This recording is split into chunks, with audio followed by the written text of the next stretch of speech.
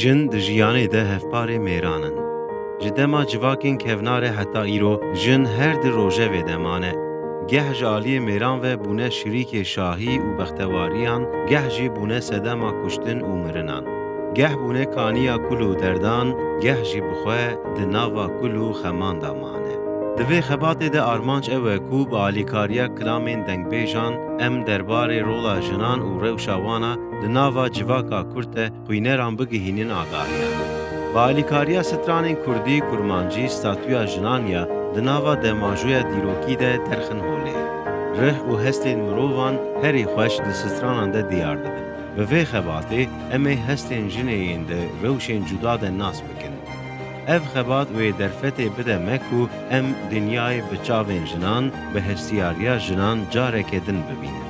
Evîn, şer, hezkirin û bext têne çi wateyê, jinan çawa hûnandiye em ê bi riya kilaman bibînin. Bi vê pirtûka ciyawaz, rewşên jiyanê yên heyî û yên qewimî di çarçoveya kilaman dê binirxînin.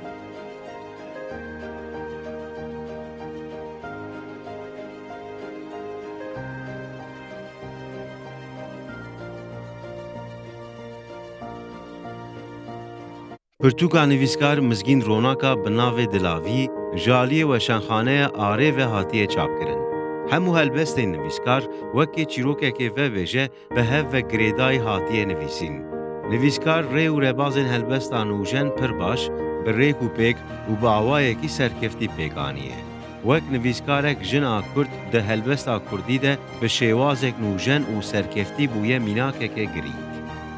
Nêrînên xwe, hestên xwe, daxwaz û xwestekên xwe bi zimanek zelal û wêjayî bi helbestan aniye ziman.